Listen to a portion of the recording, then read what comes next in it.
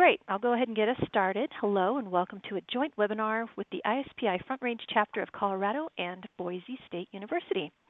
I'm Leslie Harper, one of the board members of the Front Range chapter and a graduate of Boise State, so I have the pleasure of introducing our guest speakers tonight. Dr. Steve Villachica and Dr. Anthony Marker are professors in the Organizational Performance and Workplace Learning, or OPWL, graduate program, part of the College of Engineering at Boise State University. Steve was my advisor. Steve is on your right. He was my advisor during my graduate studies and a contributing member of the ISPI Front Range chapter before he moved to Boise to be a professor. Tony was one of my instructors and my boss last semester when I was an adjunct instructor for the OPWL program. So without further ado, I'd like to introduce Dr. Steve Villachica and Dr. Anthony Marker. Thank you for joining us. Hello, hello. Thank you, Leslie. Well, thank you for your interest in this. I actually always find it a little bit surprising when we get people who are interested in wisdom in the workplace, although perhaps I shouldn't be surprised. There seems to be an increasing number of people who are curious about it.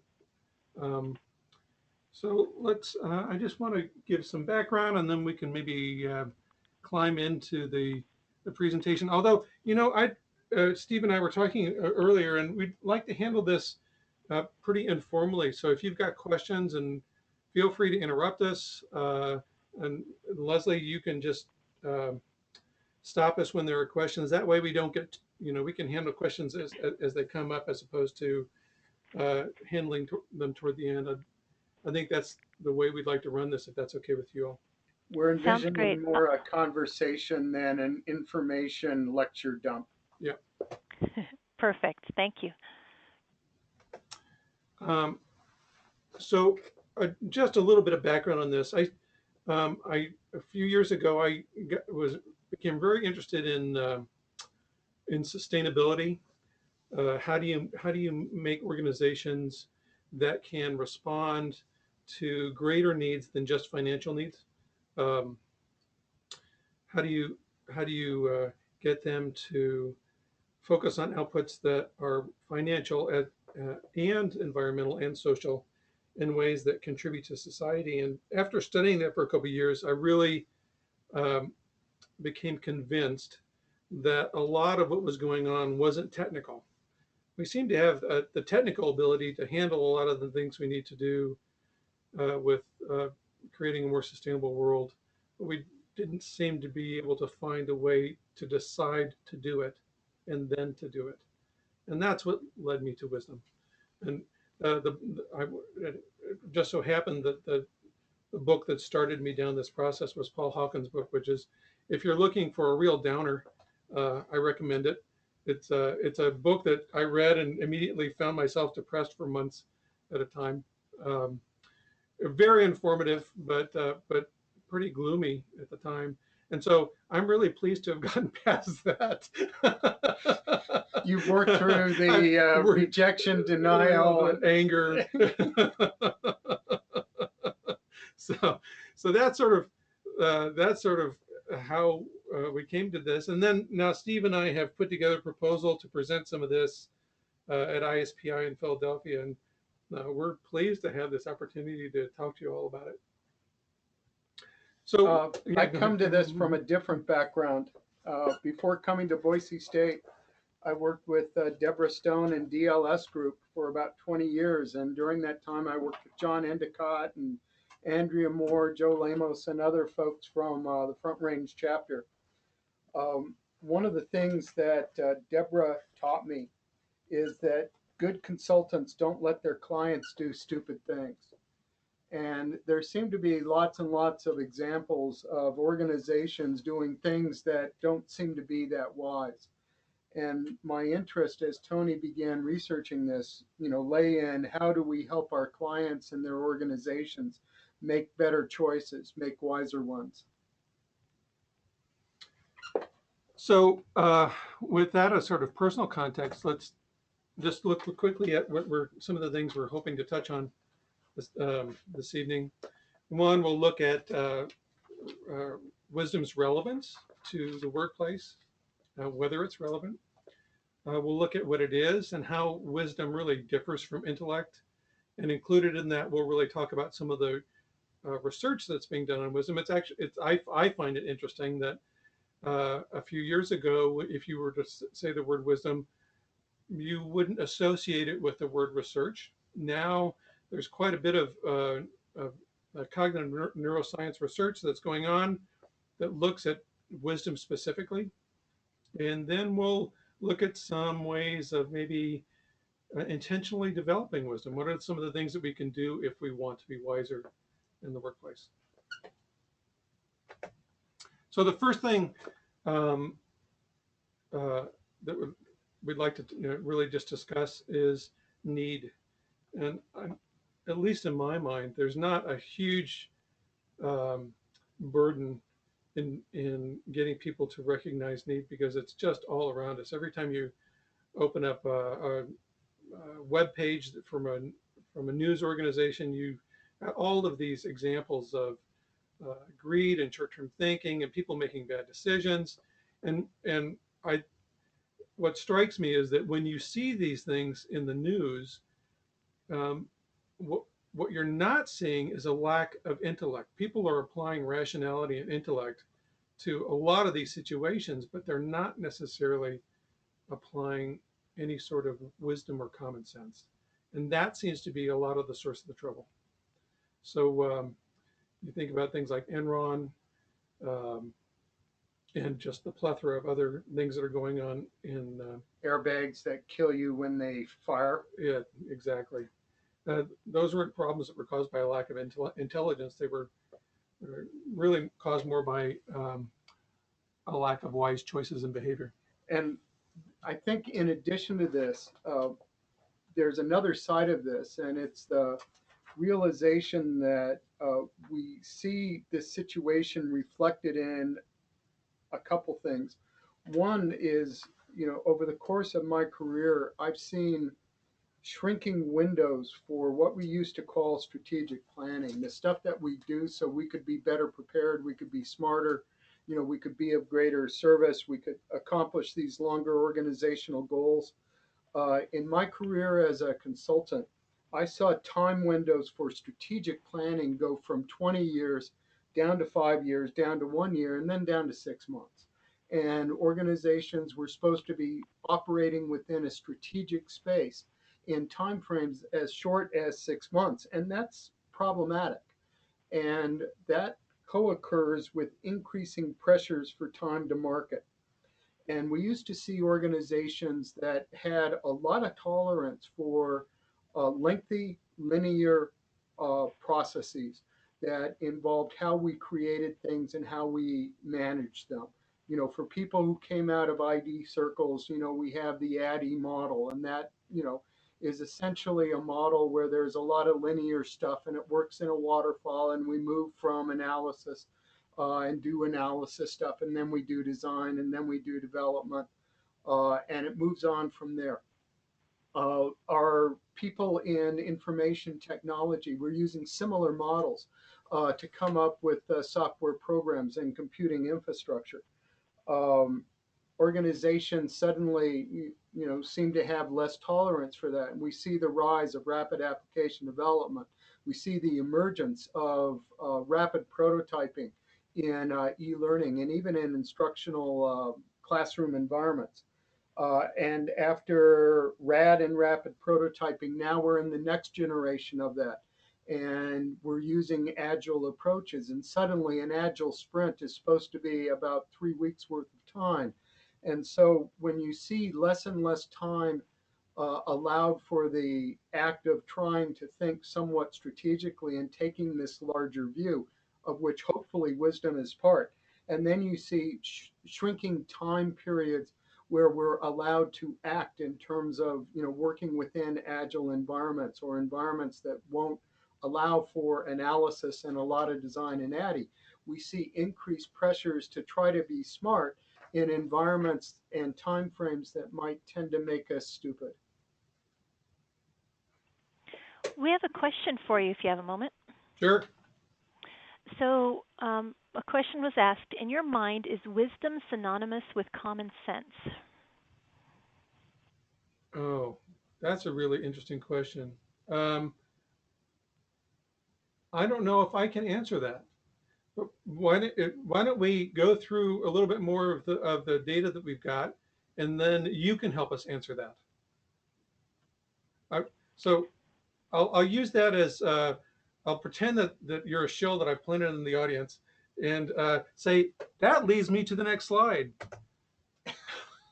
because Sounds good. so, well I'm not necessarily prepared to answer the question that was offered. I'll answer my own question. How's that for Dodge? Um, the One of the things that really came up for me was trying to find a separation between intellect and wisdom. And let's do come back to the idea of common sense at the end of this. But first, let's to me that one of the bigger issues is how do we separate what is intellect and what's wisdom? So let's toss that out. Did people have any uh, pithy responses to how you might separate the two? How you might characterize the difference between the two?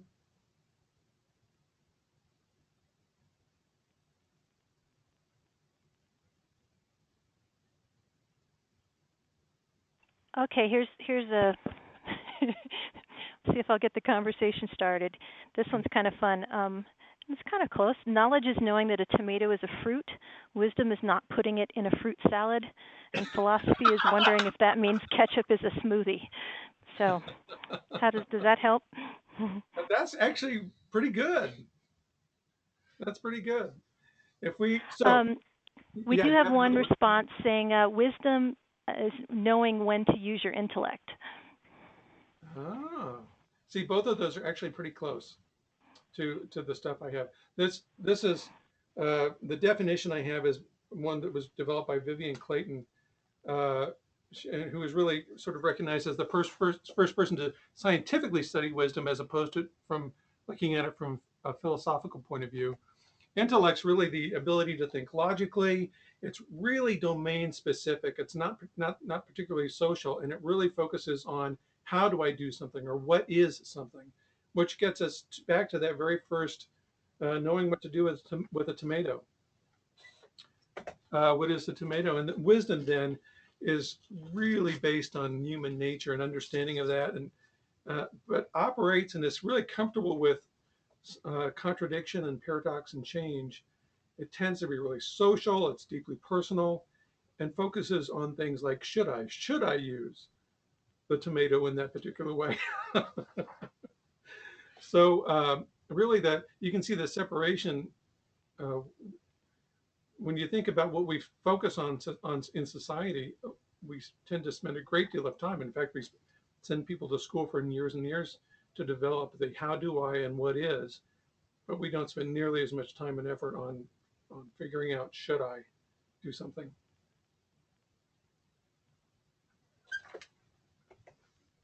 So if we were going to answer this question, how might we do it? How would you? Can you throw out maybe some adjectives or short sentences, a couple phrases that might capture as a wise person as someone who? Can you complete the sentence?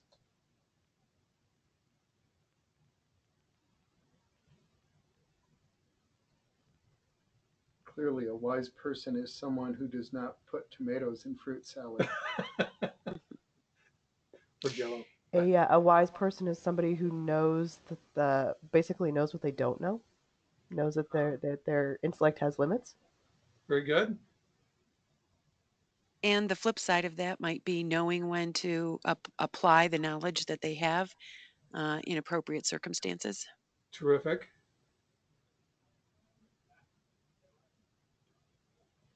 Any others? One thing that strikes me about wise people is that they are cognizant of unintended consequences. It's not just the goal of what I'm trying to reach, but if I get that goal, what else might happen? So if we were to start looking at that, if we look at the qualities of wise people, I think you're going to see some of what you said here.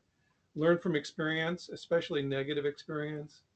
They demonstrate an ability to step outside themselves and look at a troubling situation calmly, so almost like third person, with with a little bit of detachment.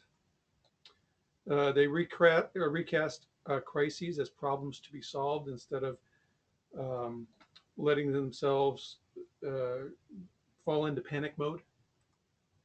They take action when they can and acknowledge when matters are outside their control, and that gets at some of the things that you offered earlier on the previous slide, and are almost embarrassingly positive. And this is where I'm convinced that sometimes I'm not particularly wise. I find myself, it's easy to get depressed, but the research seems to suggest that people who are wise tend to have a positive outlook on life. So let's move on to a very near corollary. When we start looking at the presence of wisdom in people, this maybe gets a little bit closer to some of those suggestions that you offered. They rely on experience-based knowledge of the world. They engage in mental focus and know when to follow the rules and know when the rules don't apply. They mediate and balance these conflicting interests of emotion and reason. In other words, you suggested knowing when to use your intellect and knowing when you don't know something. They know right from wrong, commit to the welfare of the self and others, not just self, and tend to defer immediate gratification for long-term gain. So you start to see these patterns evolve. And what I liked about, at least when I was looking into this, was getting away from this academic and saying, well, what does a wise person look like as opposed to somebody who's just engaged in the pursuit of intellect? There's a lot of that here in universities. Yes.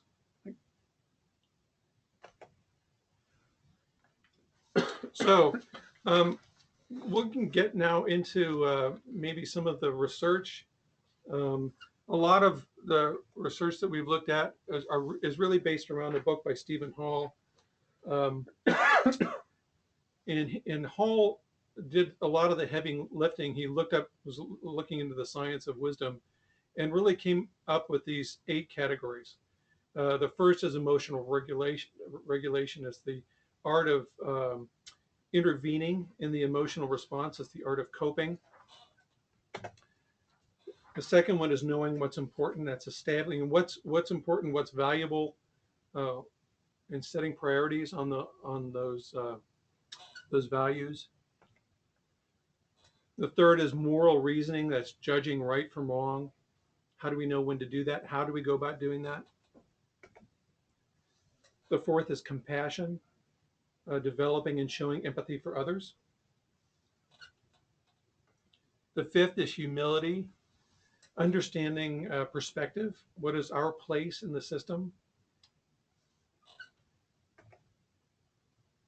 The sixth is altruism, understanding fairness and social justice and punishment, and how we go about making decisions and behaving in ways that are either fair or perceived as unfair. Seventh is patience. This is one I have a lot of trouble with. Delayed gratification. And then finally, the eighth is dealing with uncertainty, knowing how to solve problems. So that's really when Hall started to look at what is, from a scientific point of view, what is wisdom. These are the areas that popped up. So we have a question, and maybe you'll be answering this. Can you learn wisdom, or are you born that way? We're actually going to get into that. Great, thank you. I think that the answer is both surprising and pleasing. Not to give anything away. But since we're limited in time tonight, and we're actually already we're making our way along, we're going to really focus on just 3 of these. We don't have time to cover all 8. So we thought we'd stick to what we could cover in this session. Those are the emotional regulation, moral reasoning, and compassion.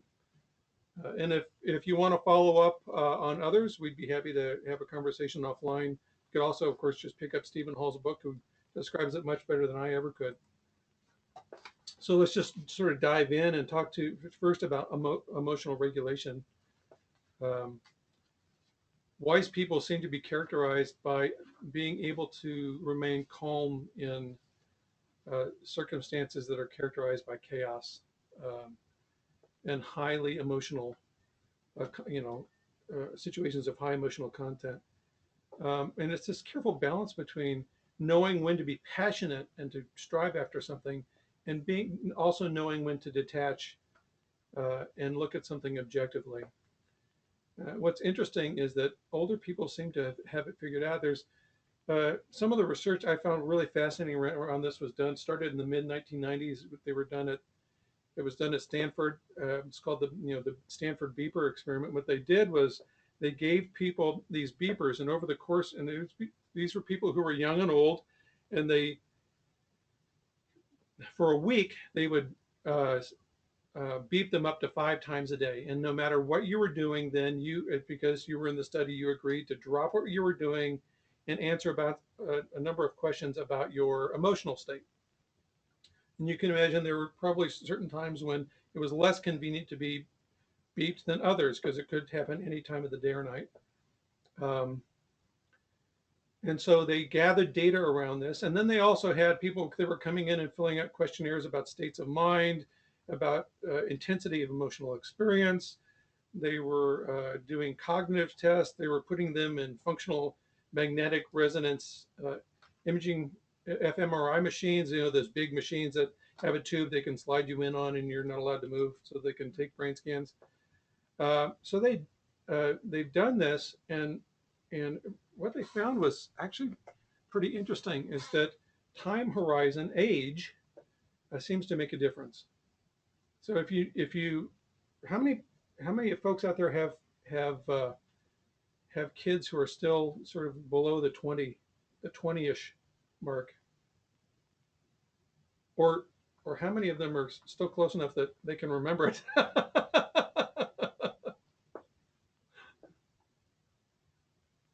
Leslie, are you getting any responses at all? No, I know of one individual who does still has a kid. Okay, one individual is still that young. All right, terrific. Couple others, yep. Okay, Andrea is 2 below 20. Rhonda has 2. So when you look at, when you either remember your own youth or you look at the young people in your lives, it's pretty uh, interesting to see that they're sent, if they're not thinking about the end of their life. Their end of life isn't this open-ended thing, and their focus is really on gaining knowledge and experience, preparing for the rest of their lives, and they're not thinking about the end of their life. So if you look at that orange stripe on that timeline, if you look at those horizontal white lines as timelines, are the lives that we're experiencing, you see that the younger person's is closer to their beginning on the left. Um, they've got much more in front of them, and so of course they're interested in preparation for life. When you look down at the bottom one, as we get older, what happens is that life seems to become more of our awareness of the end starts to become more prevalent. And instead of being in a preparation mode, we tend to focus on our relationships with people and the emotional richness of those relationships. We don't have to worry nearly so much about preparing for the future, because we're living in what we had been preparing for. There's another. Oh, I'm sorry. Let me interrupt in a moment. Okay, so if we were to look at what's going on there as a young person, as events come up, you can look at these events as maybe individual trees. You get a promotion that's this really high point, emotional high, positive emotional high. You might get social harassment. That's a really low point in your life. And one of the things that makes these uh, so emotionally charged, is the fact that we don't have a lot of experience with other major events of a similar nature. So you make the team, you lose a job, you new romantic relationships. You think about teenagers, emotional breakups or doing poorly in school, that kind of thing. They can be at least to the person experiencing them, extremely great, or they can be traumatic because they stand out. But what happens as we get older, if you take those same events, we start to see them in the context of other events of a similar nature. And now they start to shrink in comparison because we have things to compare them against. So instead of individual trees, now we start to see we've got this forest of things that we're comparing them against, and it creates that context. Did you want to jump in now, or are you? I will shortly. Okay. I figured it out. All right. So the question came up: can you find ways to be wiser? And this is good. It's a recurring theme, and the answer to that is we have found ways. So in the instance of awareness and emotional regulation, to overcome that, there are certain types of meditation that research has shown can lead to levels of emotional detachment. And in fact, when we get to the end of the presentation, one of the quotes that we have is that meditation or practice as a meditation or mindfulness practice can give you that 1 second you need to interrupt an emotional response and exert some sort of executive control over that response to make a different choice.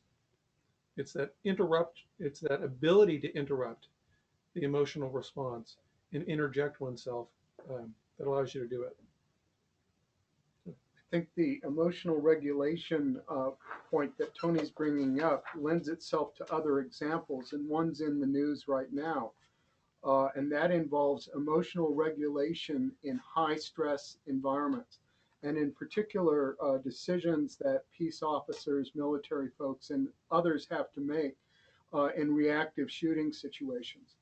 Malcolm Knowles reports, how when that happens, typically cops are under a lot of stress. Their heartbeat is, basically, pounding and going at levels that are just amazingly high. And essentially, in those situations, with that high heartbeat, they can become almost autistic in that all they see is something black. It doesn't matter that it's a wallet, and they shoot. And sometimes those consequences are tragic. And conversely, you see that, or in addition, it's not surprising because what's come out over the news recently is most cops only have a few weeks of training in making choices in terms of how to regulate that emotional setting. And so now you see a lot of police departments investing in serious training, putting cops in simulated situations where they have to make that decision. And the idea is if you can make that decision without your heartbeat going through those dangerous levels, you can make smarter choices because you're able to regulate those emotions. And the same can be said in a different context for people who, for instance, who are traders on Wall Street. When you have highly volatile events and they have to make these extremely quick decisions in a really high stress environment. So just some of the research here, Richard Davidson, we'll talk about him in a second, his research showed that adults who regulated their emotions literally had different brain patterns and activity from those who don't. And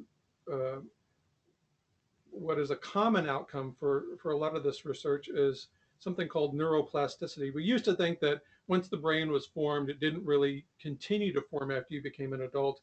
It was pretty static. But what we've learned is that we're really able to continue as we grow older to shape the neural structure of the brain, to reform pathways, to create new responses, which is great for those of us who are getting older. The alternative to getting older isn't particularly great.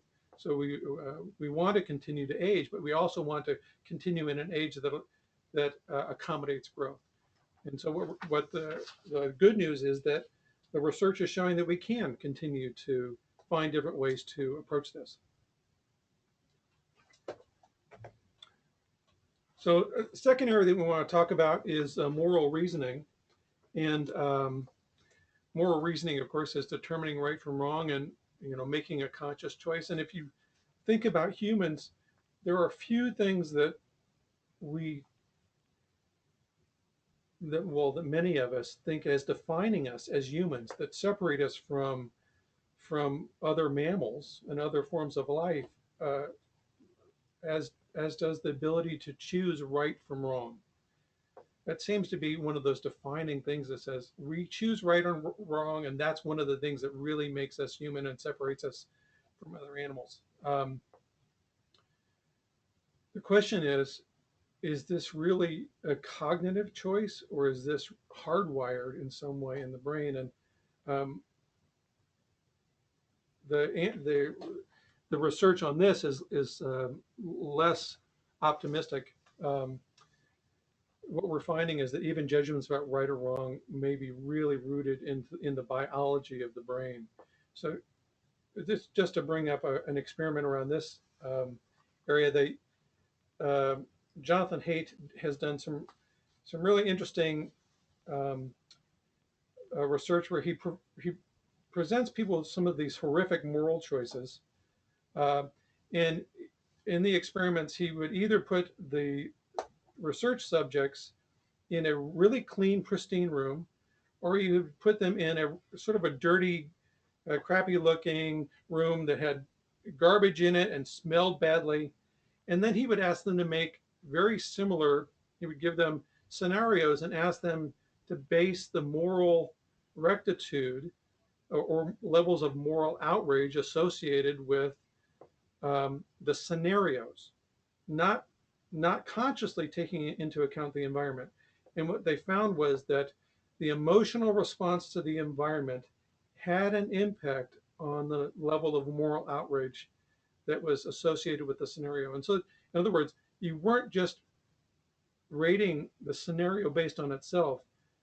There was an emotional reaction to your environment that was impacting your rational decision, your your association with the scenario, which is pretty interesting. It means that, at least it suggests, that what's going on in the room around you, your emotional state, can be impacting your moral choices. So if I'm in a room with a lot of garbage, I'm going to be making decisions that have more moral outrage than people who are looking at similar situations and making similar decisions, but in a clean and odorless room. I'm going to be more outraged if I'm in the foul environment. Right. What if the environment is fine, but it's the people in there that trigger your outrage? That's a good question. Well, sure. I think that what it's coming down to is that the brain is having an emotional response to things that are going on around it, and that emotional response could be triggered by garbage or smells, but it could also be triggered by social interactions. And so if there's outrage arising from how you're being treated by other people, an extension of this conclusion would be that you're more prone um, to be offended, and you're more prone to make charged emotional decisions. Exactly. So you can see how we tend to think of our moral choices as things that are pretty firm, but what this is suggesting is that circumstances and our emotional reaction to those circumstances can have a bearing on our moral judgments. So here's another example of this. A lot of people are, if you've taken psychology, have been exposed to this. These are the sort of the trolley experiments, where they ask people, they put people in a scenario and ask the people about a moral choice. And the scenario is, if you've got this trolley barreling down the tracks, and you see that there's a Y on the tracks, and on one side of the Y are 5 people who are going to be run over, and then there's a branch of the tracks that are going off to the side, and there's one person on that other branch. And the only way in this situation to save the 5 people is to flip a switch and send the trolley down the track with the one person. So what happens is you have a choice here between 5 people dying and one person dying. And 90% of the time, the people who took this said flipping the switch was okay. It was a moral choice that the good of the many was better than the good of the few, and that it was okay to flip that switch and send the trolley down the track with the one person. That was okay. But then they changed the experiment. They put a wrinkle into it, and now they said, all right, now instead of a switch, what you do is you've got this footbridge over the track, and you see the trolley coming down. It's the same situation, 5 people on the one track in front of you, but now there's no branch. There's no way to send it down another, send it off to the side. Instead, you're standing next to what they call a large person, a large stranger who you don't know. And the only way now to stop this catastrophe where the 5 people are killed is to push this larger person in front of the trolley, which then will derail the trolley and will save the 5 people. Now, you can see that the moral equation in this, the outcome is the same. 1 person dies versus 5 people dying. But what the research showed is that it was a very different outcome. People had a very different reaction to this, and the up close and personal nature seemed to trigger an emotional response in the brain that said it's not okay to push this person as opposed to flipping a switch. So you had a much larger number of people saying this is not okay. Same outcome, but different process. But again, there's an emotional component here that's affecting what would otherwise be an objective moral judgment. Right. So any questions before we move on?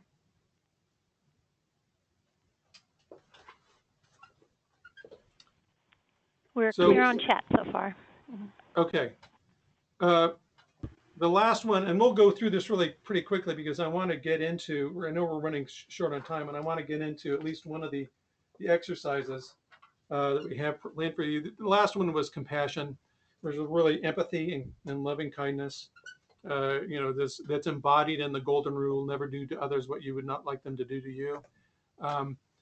There are neurons in the brain called mirror neurons, and the extent to which you have developed these neurons develops our ability to empathize with other people. My wife experienced this when I remember when she was pregnant. It seemed like even if a refrigerator commercial came on the television, she was crying. Something about having the refrigerator triggered an emotional response. She's so happy with that, Amanda. Well, maybe it was the Frigidaire. In any case, if we're really drawn into, say, a movie, what we feel is an emotional response that's directly connected not only in the emotional centers of our brain, but actually in the motor centers of our brain. So you get this connected response that we feel the pain emotionally. Instead of just observing it in others, we have a similar mirror reaction in ourselves.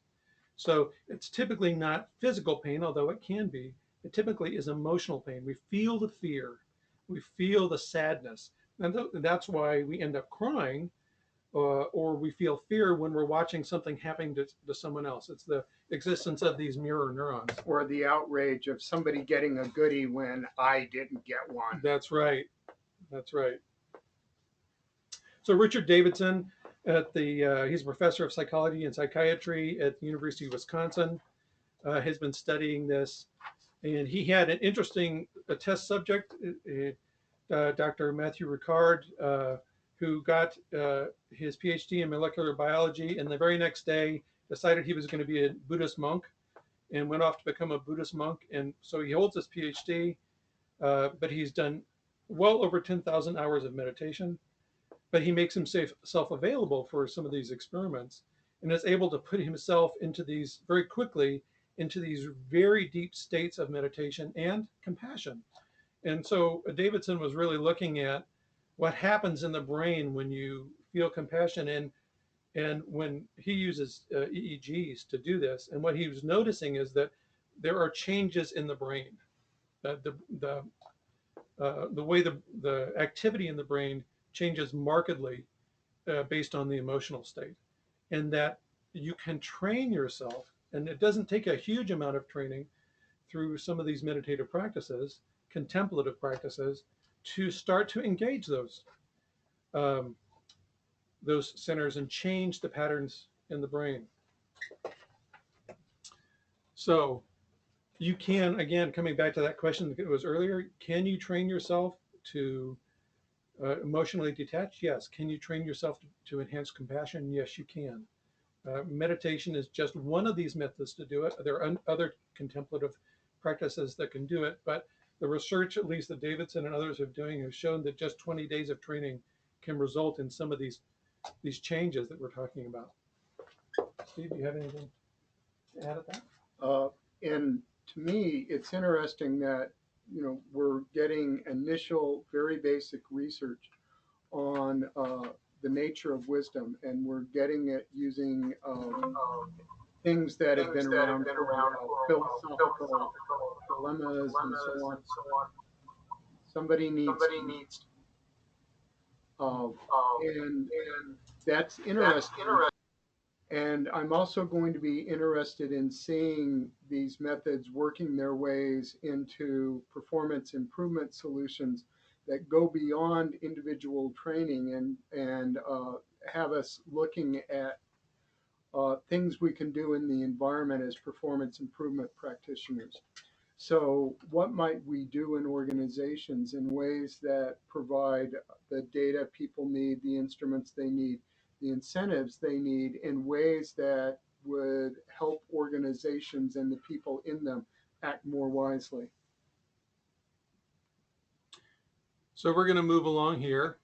So we've really sort of covered two ways of looking at the brain. One is intellectual, and one tends to be more, one is based on wisdom. If you look at the intellectual, it's conceptual, it's words, it's rational thinking, it's problem solving, whereas wisdom seems to be based on a perceptual version, understanding of the brain. It tends to be wordless. It's more on experience and being present. So what I'd like to do when we start thinking about mindfulness training, when we think about developing wisdom, how do we inject that into ourselves so that we can hopefully help others reach that higher exercise of wisdom, is looking through some of the training practices that are associated with developing mindfulness. And mindfulness training really helps us to master the mind, or in another way of saying it, it allows us to counteract the default network, allows us to interrupt the default network and to choose a different path. So part of that, the exercise we're going to use has to do with managing one's attention, which is, this is a study that was done by Accenture, Institute of Strategic Change. Accenture said that understanding and managing attention is now the single most important determinant of business success. So we're going to look at a little a thought of experiment here. And what I'd like you to do is, if you've got some paper or just some scrap paper of any kind next to you, I'd like you to draw 4 horizontal lines on that paper, like you see on the slide in front of you. And then what I'd like you to do, what you're going to do, we're going to do 2 things. On the first line, now don't get started yet, but you're going to write the sentence, I am great at multitasking. And then immediately after that, on the second line, you're going to write the numbers 1 through 22. And what we're going to do is we're going to time this activity. And I'd like you to, as I'm reading out the times, I would like you to note how long it takes you to complete this exercise. So I'm going to, Leslie, can you just do a check and see if people are ready? Can people just put a yes on the chat box when they're ready to go? Yep, we've got 3 responses so far. They had to drop their pens and start typing, so. I think we'll call us ready. All right, we'll call us ready. So when I say go, what I'd like you to do is write the sentence and then write out the numbers. Ready, begin.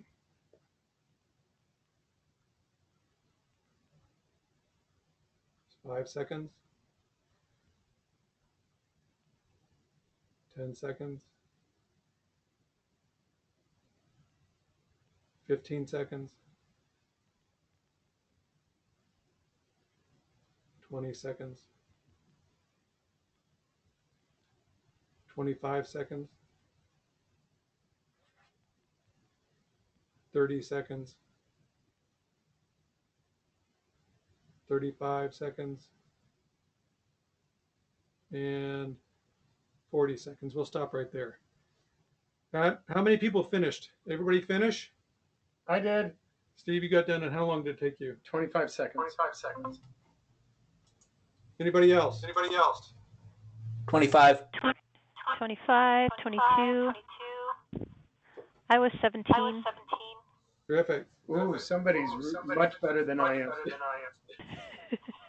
Okay, so now we're going to try this again. We're going to introduce a wrinkle. Now you're going to write the letter I, and you're going to write the number 1. Then you're going to write the letter A, and then the number 2. And then we're going to write the letter M and the number 3. So you're going to go back and forth until you've done both of those tasks. You're going to complete them by alternating each number or letter and going back and forth between them.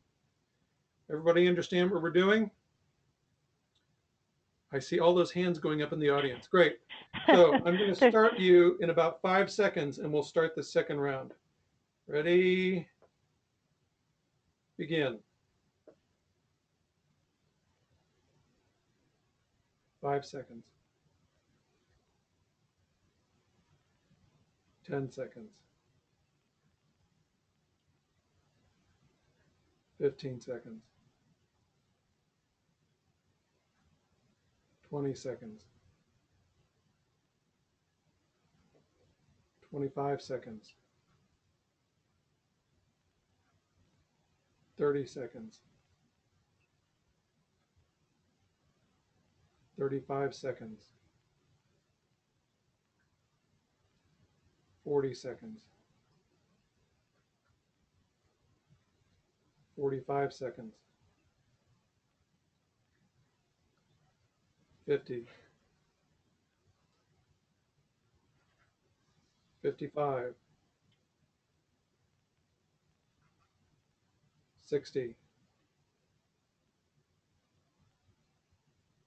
65. 70. And we'll stop right there. All right, what were the numbers here that we got? Got 45, 60, 50, 36, 37. Okay. And I'm a 52. So let me ask you, how many of you before this would describe yourselves as great at multitasking? Would you describe yourselves as great multitaskers? I have a nope. 1, yes. Yes. No. 2 no's, 1 yes, 1 trick question, blames bifocals. All right. So what brain research has really shown us is that the brain can only do one thing at a time, can only really focus on one thing at a time. Now we switch back and forth and we think that's multitasking, but in fact what that is task switching. And what you've just seen demonstrated is that when you're in task switching mode, you are much less efficient. You may have seen that you made errors. You may have misspelled things. You may have had you may have found that you missed numbers. You put them in the wrong order. You may have found that your writing, the quality of your writing decreased. In other words, your penmanship went down. So we tend to think of ourselves as great multitaskers, when in fact the brain really can't do that. So right here, you can see here's some of the here are some of the things that happen when you tend to multitask. You're less efficient, less focused. You have a reduction in quality, less of an overview of what's going on. It tends to. Anybody find that it was harder and more draining as an exercise than the first one? Anybody feel more stress in doing it? Yes. Yeah, I'd agree. Yes. Yeah. Yes, more anxiety. Yeah. So I actually did this exercise with my daughter, and she didn't like being shown the fact that listening to her music and focusing on homework maybe weren't the best idea. But what we came down to is if you think about it like this, a car can only drive in one lane at a time, and our brains are the same way. We can only focus on one thing at a time and do it well. When you're switching lanes and switching tasks, you start to have a real drawdown in efficiency and effectiveness. And so the rule that's based on this is really focus on what you've chosen to focus on. Focus on the task at hand, and choose your distractions mindfully. If you're going to be distracted and you say, all right, I'm going to give up efficiency, I may give up a little quality, that's fine.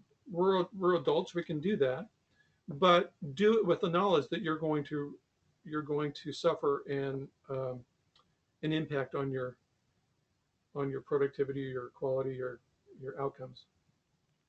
So we had another exercise planned, and clearly we don't have time for it, Leslie. I wanted to leave a little bit of time for questions if we could. We already had one about common sense, and I've been thinking about that. Is wisdom the same as common sense? And the first thing that struck me is the old Mark Twain quote about nothing being so uncommon as common sense. And it also struck me that delayed gratification is hard, and people tend to, need to practice it a lot to get it. And then the last thing that I started thinking about is that people don't handle time lags well. And a time lag is, the amount of time that passes between making a decision and then seeing a consequence. And so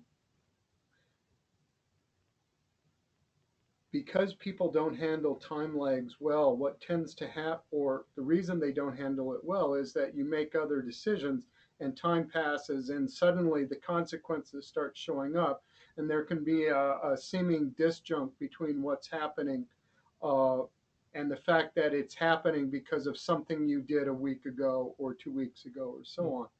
And so given that we're not really hardwired for delayed gratification, and we're really poorly hardwired to understand the effects of delays and their consequences and to make sense out of those, I would say that wisdom is different than common sense. Are there other takes on that? Feel free to chime in if you've got. I tend to agree with that. I don't necessarily think that they're the same. I think they're related, but I don't think they're the same thing. Let me just show you. We don't have time for this, but what we were going to do is the next thing. I was actually going to walk you through a meditation exercise. And what typically you do is you sit very quietly and you count to 10. And what you try and do is only focus on each breath in, each breath out. Count to 10, count 10 breaths up, then you count from 10 back down to 1. And since we don't have time to do it, I'll sort of tell you what happens is that your brains, particularly in our world, are full of stuff, and it keeps interrupting, and it keeps interrupting, and it keeps interrupting. And unless you're extremely practiced at this, it's very difficult to. Sometimes people can't even get to 2 without being interrupted and having to start over. So. And what's interrupting you are those distractions. It's the mind going off on its content. So there are a couple quotes that I really wanted to introduce here, just some things to sort of sum up what's going on. This is the Steve Jobs quote, and I really like this. Steve Jobs said, if you just sit and observe, you will see how restless your mind is. If you calm it, it only makes it worse. But over time, it does calm. And when it does, there's room to hear more subtle things. That's when your intuition starts to blossom and you start to see things more clearly and be in the present more. Your mind just slows down and you see a tremendous expanse in the moment. You see so much more than you could see before. It's a discipline and you have to practice it. I love that last bit there. He's saying this is something you can develop, and the research is showing that that is possible. You can actually learn to slow down and to interrupt your default network and your default responses. The next one is Einstein. He said in a similar vein, the intuitive mind is a sacred gift and the rational mind is a faithful servant. We've created a society that honors the servant and has forgotten the gift. That one also speaks for me. And then I'm going to maybe make this the last slide of our presentation. And this really sort of sums it up. On the left, as you see our present day, our society tends to be mindful. And we're trying to get to the mindful, one word. And if you look at who's more successful at that these days, we see ourselves as the higher level, the more developed creature, but the argument is that maybe the dog's living a more mindful life than we are. Go Fido. Oh, we do have a question. Could you repeat the reference you made to understanding and attention and business results? Oh, sure. Is the Accenture Institute of Strategic Change, and that's Thomas Davenport. It's the attention economy, and it was in the Harvard Business School Press in 2001. Any other questions or thoughts for us? It's been a real pleasure. You know, I was looking at the list of the 8 neural pillars of wisdom and seeing that list for 2 different purposes. One, developing questions to answer in a hiring situation, because these are the kind of people I'd like to work with. Mm-hmm. And then on the flip side, or somewhat related, questions to ask in a dating situation. Well, the two are Yes. very similar. Yeah, those are actually very comparable tasks. Oh, and the thought of the challenge of how do we start wrapping some of these things around the way that we work is an intriguing challenge. If we want to be working on things that have us doing smarter and wiser things, then how do we create the future we want? It's a good design problem to have. It is. Thank you very much, Tony and Steve. All right, thank you. Thank you.